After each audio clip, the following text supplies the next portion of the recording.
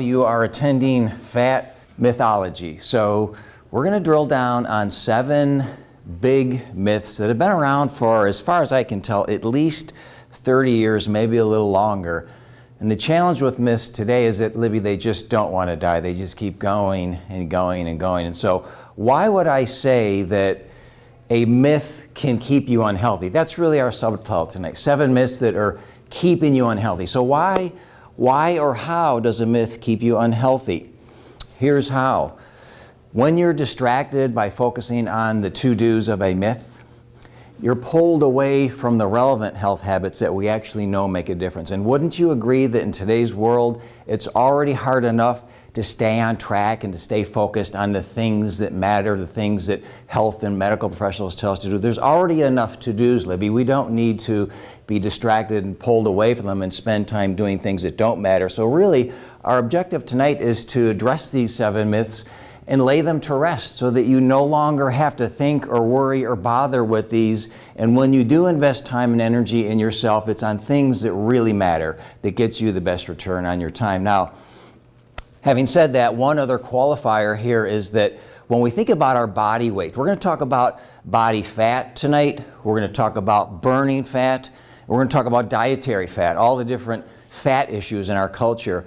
But when we think about body fat, it's important to know that successful weight management is health management. The people who succeed at getting to a healthy weight aren't in left field doing something that's damaging to their health. So it's good to think of weight management, successful weight management, as health management. You're actively managing your health when you're managing your weight. Those two go together, and they're not separate issues. So we're going to really breathe and talk about those two side by side tonight. So we have 7 myths. The first one is that you believe that you have to burn fat to lose fat. How many of you have ever read or been told that in order for exercise to be productive, you have to figure out where is your heart rate and get into the quote-unquote fat-burning zone and then stay there for about 7.5 hours to be able to burn off some body fat. This has been around since the 1980s. And so where did this come from? What does the science tell us about it? Well,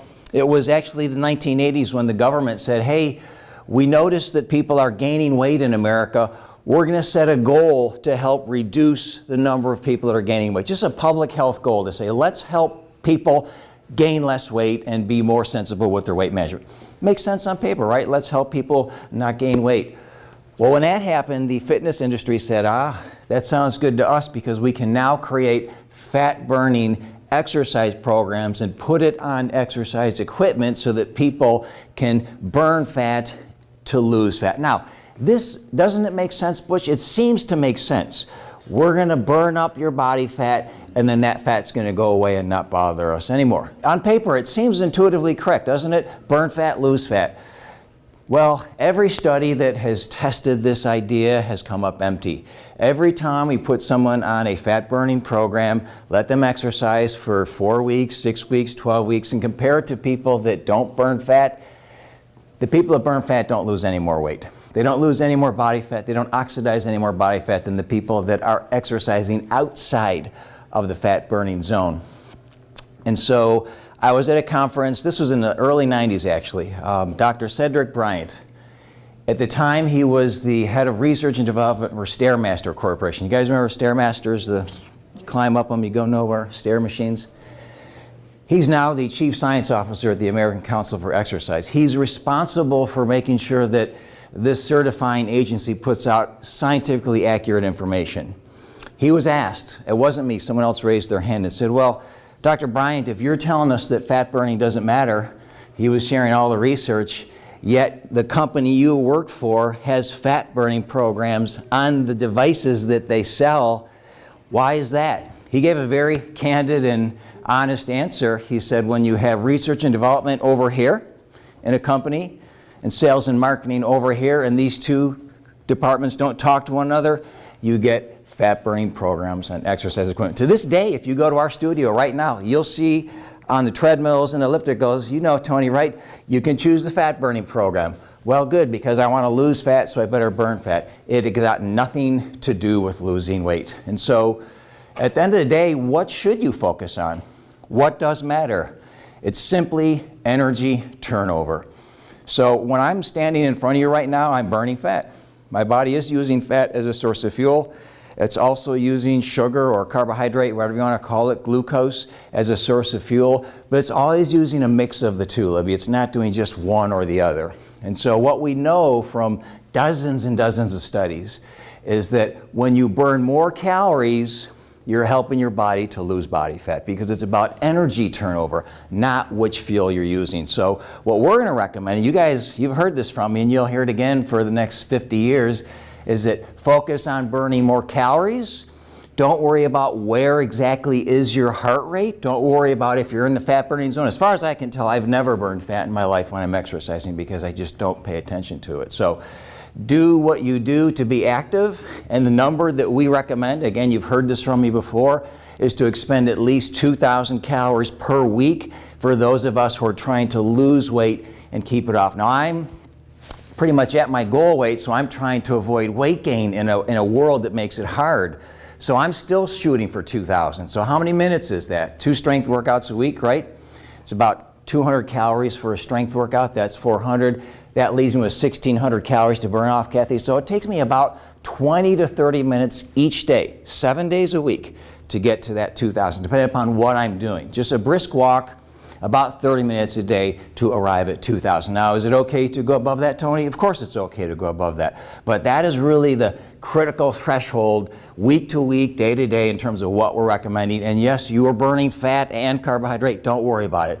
Don't ever get bogged down with where's my heart rate. Work at a level of effort that you can sustain and repeat and engage in long term. And you know, if you work harder, what happens? You burn more calories per minute. You're burning less fat, but again, it's irrelevant. So back away from the idea that you have to burn fat and don't pay any attention to it, because I'm guaranteed it'll be around for another 60 years, whether we talk about it or not. So step number 1 here is burn calories, not fat. The fat burning zone just doesn't matter. Okay? Number 2, I get fat when I eat fat. Do some of you remember the psychologist from Vanderbilt University back in the late 80s, 1989, Dr. Martin Catan, he wrote the book, The T-Factor Diet. It was centered around fat, and it focused on reducing fat in your diet. And anyone who was alive in the 80s knows that we were obsessed with fat in the 1980s, and to some degree in the 1990s. But he wrote this book, and in the book he stated that, Marianne, you can only gain fat by eating fat. Very bold statement. This is a psychologist. You can only gain fat by eating fat. And boy, we were mesmerized by this. We thought, well, for heaven's sakes, I'll just eat carbohydrates and protein and I'll live happily ever after. Well, a couple years later, Dr. Catan published another book entitled T-Factor Quick Melt. And if you look at the back of that book and you look at what was happening in this book, you'll notice that it included structured food plans that were actually low in calories. And so what he promised with T-Factor Quick Melt was that you'll lose even more weight, and you lose weight even faster. And what was the magic behind this, Tony? He actually gave you a low-calorie plan to follow in the back of the book. And if you follow this, Libby, you'll lose in more fat than just cutting back on fat in your diet.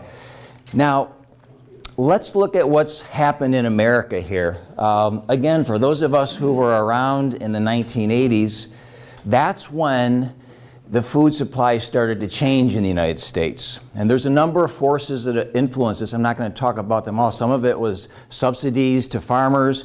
Some of it was pricing, some of it was yield production on crops. But in the 1980s, we started to see more food being produced in America. More food, and that has continued for 4 decades.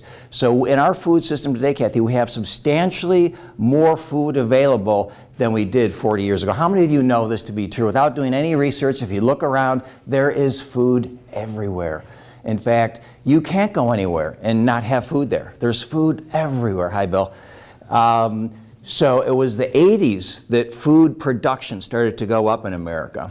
And as a consequence, when we look at all of the food consumption surveys, what do you think happened? we started to eat more and eat more and eat more. By the way, the number one factor influencing food consumption throughout the history of humanity since the beginning of time is what's in the environment, right? Humans eat what's around them. There's no clear truth in the history of the world that we will eat what's around us. We did it at the beginning of time, and we do it today too. So as more food was available, John, we did what humans do. We just ate more food because it's everywhere, every day, all day long.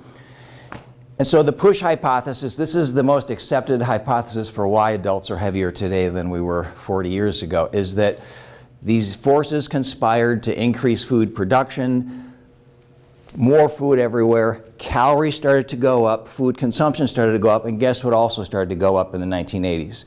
Weight gain. Yeah, the line is almost identical. We look at the trend up with calories and the trend up with body weight. So what I'm coming back to here is the fact that despite what Dr. Catan promises in his book T Factor, we're gaining weight because we're eating more calories. There's more calories out there. They're everywhere, and so the obesity rates and the percent of kids overweight has almost matched identically the line when we graph this trend of weight gain as well as increased calories in our culture. So don't be bogged down by cutting fat. Cut fat because often it'll help you to cut calories. Calories are what matters here.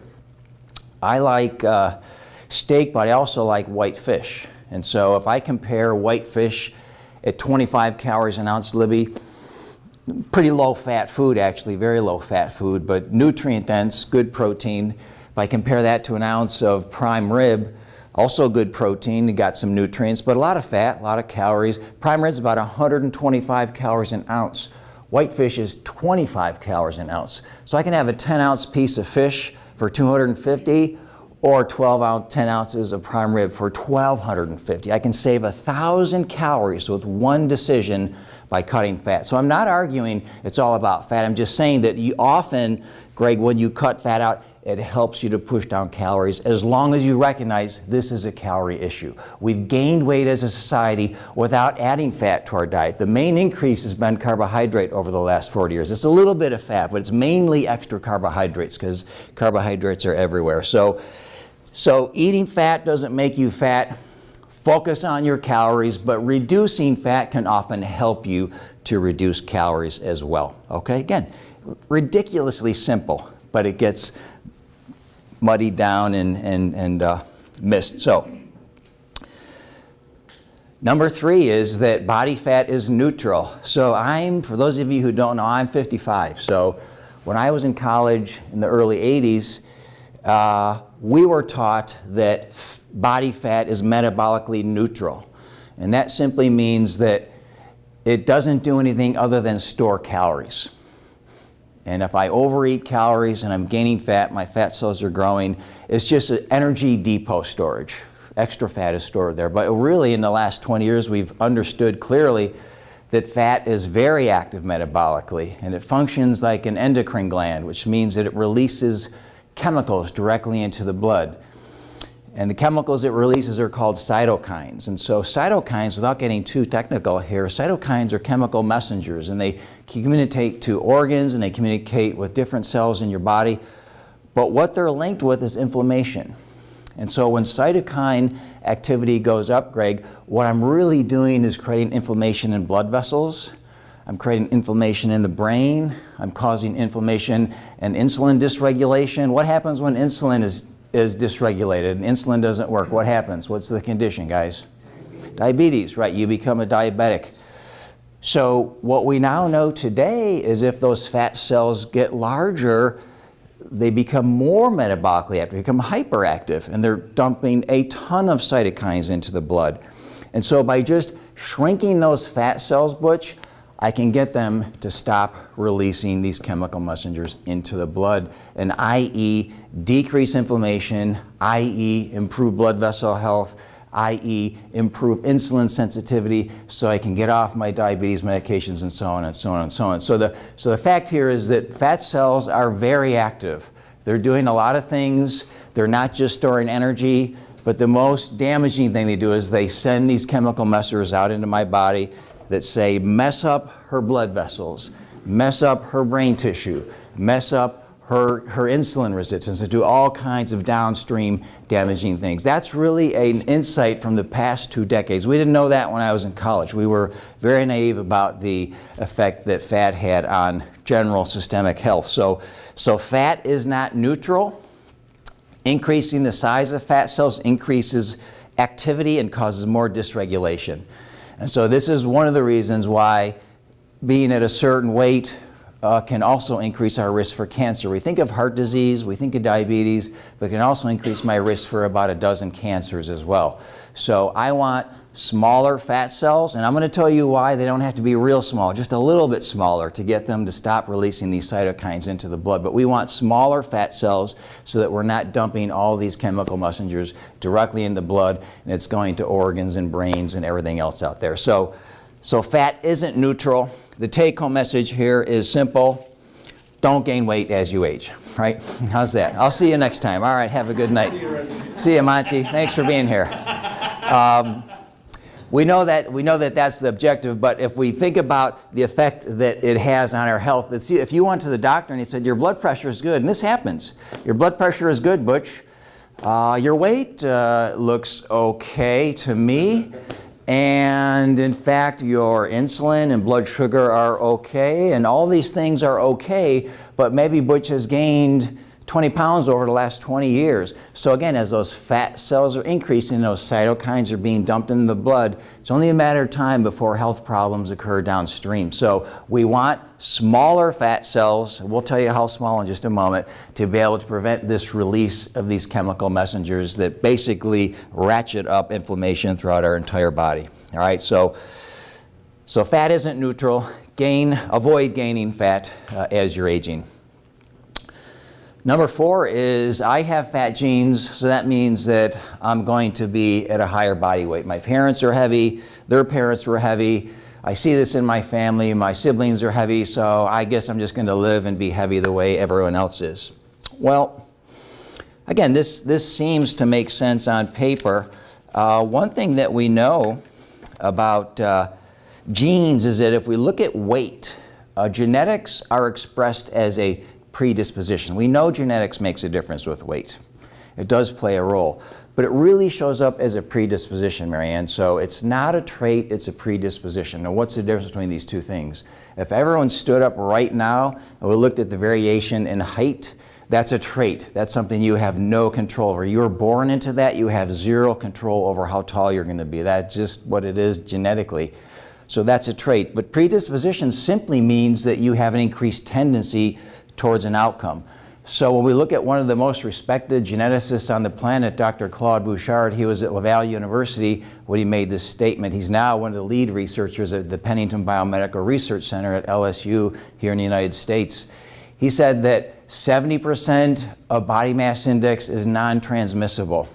What does that mean? 70% of body mass index is non-transmissible. If I have genes that make me more likely to be heavy, 70% of those genes aren't transferred. 70% of the probability isn't transferred. But what is transferred from parents to kids? You guys tell me, what is transferred? Some genetics, of course, but 70% isn't. What's transferred, Monty? Health habits. We do inherit our parents' health habits. Absolutely, we inherit them.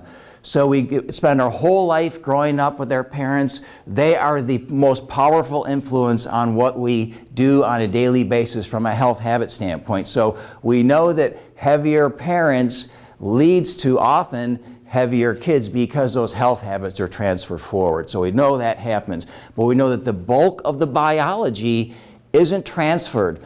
And even though there is some, John, that is transferred, it's a predisposition, not a trait. This means it's in your hands, guys. At the end of the day, who decides if you eat an apple or take a walk today?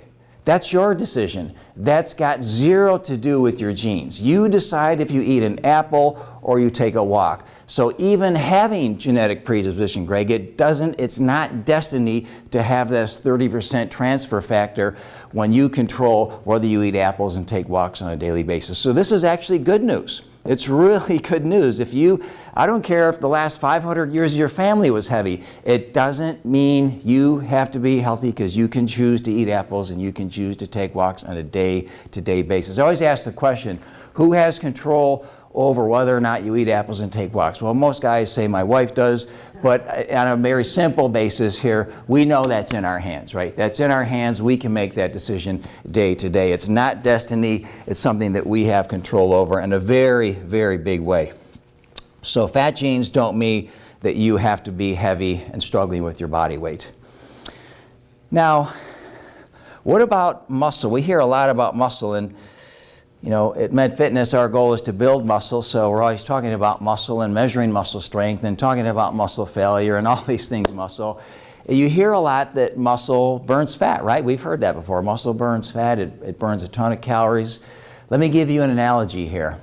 If you put the sweat equity into building 1 pound of muscle, Tony, it will take you about 580 days to burn off 1 pound of fat, building that 1 pound of muscle. So let me repeat that. If you put the sweat equity into your strength workouts and you're working hard and you say, hey, I gained a pound of muscle, that's a good thing. We're trying to gain muscle. That's good for a lot of reasons. I gained muscle. Given the increase in metabolic rate that muscle has, which is higher than fat, it's burning up calories, it'll take you about 580 days to burn off 1 pound of fat.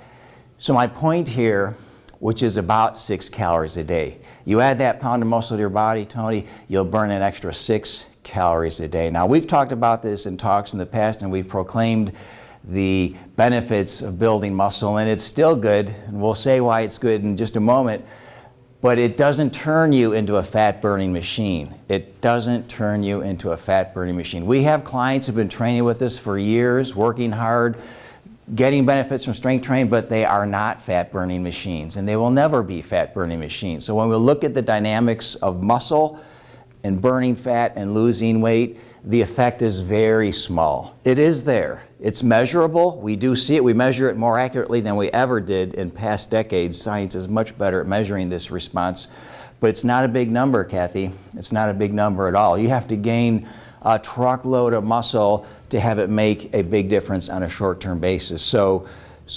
muscle does burn fat, but in very small amounts, Shelley, very small amounts. It's not this internal fat furnace that we've been told that it is, that we read about in magazines these days.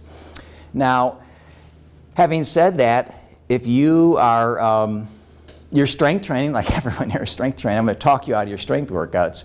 If you're strength training, does this give you a reason to not strength train? And of course the answer is no.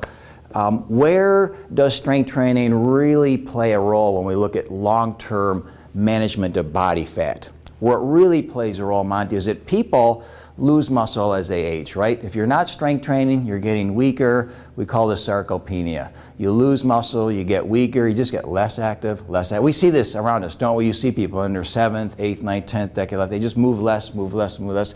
That's not because that's destiny, it's because they're getting weak. They're just losing muscle and getting weak. So yes, we know we lose muscle as we age. And what we do know is that strength training is the only way to stay strong as you age. Walking doesn't do it, swimming doesn't do it, biking doesn't do it, jogging, Pilates, Tai Chi, nothing does it. Only strength training will keep you strong as you age. Why is that critically important? Because it helps you to stay active. What did I say on number 1? Don't worry about burning fat, burn 2,000 or more calories. Who's more likely to go out and take a walk and burn 2,000 calories? Will it be the person who is incredibly weak and dysfunctional, or the person who has a 20-year advantage on strength? I just posted on this 2 days ago, guys, for those of you who watch my videos. We call it the 20-year advantage. If you look at the functional strength of someone who's strength trained consistently and they're 70, they're as strong as someone who's 50. If they're strength training consistently, scientists call this a 20-year advantage. Go back 20 years. If you're worried about what you're going to do when you're 90, Greg, just make sure you're strong when you're 70, and I know you are. And that's going to tell you where you're going to be. So we can be functional, we can be active, but I have to be doing this behavior so I'm not losing muscle and just walking myself into the grave every year of my life. So strength training plays a huge role there. It's critically important. And of course, we're not here to talk about the other health benefits, but it is literally the gold standard, so to speak, when it comes to lifestyle medicine. Lifestyle medicine is this new field throughout the world that uses nutrition and exercise to prevent disease and treat it. And strength training is the gold standard. I was just telling a guy this today on a podcast. I said, never would I have dreamed in my life when I was 13 years old and I made Wolf's Gym in the basement of my parents' home that this activity that I like to do that makes my arms big is going to be the gold standard for keeping humans alive and well for the next 500 years, but it is today. Nothing compares, Marianne, to the health promise that strength training has, and we're not here talking about that tonight, but that's the real reason, Kathy, why you want to strength train. Dozens of chronic diseases disappear when you're strength training. You stay strong so I can walk and be active, enjoy the grandparents and great-grandparents for years. I mean, think about it. I'm now a grandfather at 55 years old. My wife's son just had a baby. He was over today at 55. So is this what an average grandpa looks like in America? Not really, but it's completely doable, Marianne. We can be functional, we can be healthy, we have to stay strong. So despite the fact that you're not burning a lot of fat, I'm not a fat burning machine, neither are you, Larry, right? But there's other reasons why this is so critically important, Libby, is to stay well and to not walk ourselves into a death grave. So, okay? All right, so stay strong for other reasons, not because you're a fat-burning machine. Now, number 6, we're almost done here, guys. When we think about body fat and decreasing body fat, we by default here in America, we think that we need a diet that burns fat. So we think about things like the being on the keto diet or intermittent fasting, or we think about the Atkins diet and all these popular diets that are out there. But we think about having to metabolize fat because I want to lose fat. It's kind of the same logic of burning fat to lose fat. So I always think, does this diet burn fat? Is it a fat-burning diet? Well, we know that about 10 years ago, a professor of nutrition at Kansas State University did a little study on himself. And he started eating Twinkies. And he said, let's see what happens if I eat Twinkies. He wanted to see if he could lose body fat if he eats Twinkies. Now, if ever there was a non-fat burning food, it is the good old Twinkie. Probably Ding Dongs are up there too, one of my favorites. But he went on a diet where he ate Twinkies and other junk food for a period of, it was about 10 weeks actually he did this. And he published his results, actually. You can find it anywhere online. But he lost about 30 pounds in 10 weeks, eating junk food and eating a lot of Twinkies every day. At the end of the day, after analyzing what he was eating and so on, he discovered his calorie intake was about 1,800 calories a day. Now, this guy was kind of big. He was about 240 pounds when he started. He lost 30 pounds eating junk food, eating basically sugar, straight sugar for 10 weeks. Now, how is that possible? Because you don't have to be on a quote-unquote fat-burning diet to lose fat. You have to provide a calorie shortage. We call that a deficit in scientific terms. If you have an energy deficit, your body is going to lose body fat. It's very simple.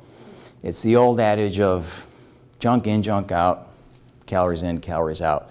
So I'm not saying this to be political, but I'm just saying it to make it simple.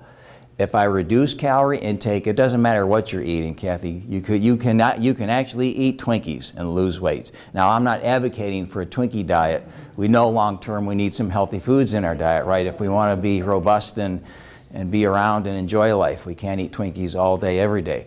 But it simply shows that there is no such thing as a fat-burning diet. The most successful people in the world who've been tracked for over 20 years now come from a ongoing analysis called the National Weight Control Registry. This started at the University of Colorado Health Science Center. They paired up with the University of Pittsburgh School of Medicine. They said, let's see what successful people do, and they just started collecting data. Very simple. What an idea. Let's just collect data from people who are keeping off weight year after year. This registry has over 10,000 people in it now. It's for over 20 years. The average person is keeping off over 30 pounds for about 5.5 years. What's the number one tactic is they're just cutting a little bit fat out of the diet to reduce calories. Cutting a little bit of fat out of their diet to reduce calories. No special fat burning diet. And by the way, guess how much physical activity these folks are doing? Over 2,000 calories. The average is about 2,500 calories per week for these highly, highly successful people who you just don't see on planet Earth anymore. So the take-home message in this one, guys, is that to lose body fat, you do need to decrease calories because they do matter, but you need to do it by increasing volume. Why do people avoid making changes in their diet? Do you know what the number one reason is for not making changes in their diet? What people say? Laziness. Well, okay. They'll tell you that they're afraid of giving up their tried and true favorite foods. And this is true. I mean, think about the foods that are near and dear to you. And if I said, hey, Butch, you can lose weight, you just have to never eat this for the rest of your life, that strikes fear in people's hearts. So nobody looks forward to giving up their favorite foods. And I've got my favorite foods.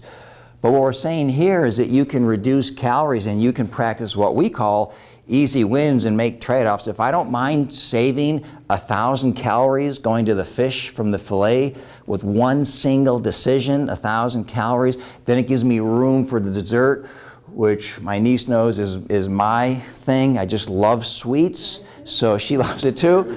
So I'd rather spend the 600 calories on the dessert and eat it and still be 600 calories ahead because I made the shift from the prime rib to the fish. So again, this is you deciding. Easy wins, but calories in some way, shape, or form, Mary, have to come down in order to decrease body fat reliably over time. Okay, so it isn't just some magic fat-burning diet that is coming out of left field. But we need volume, right? Here's the last example, and then we'll wrap things up.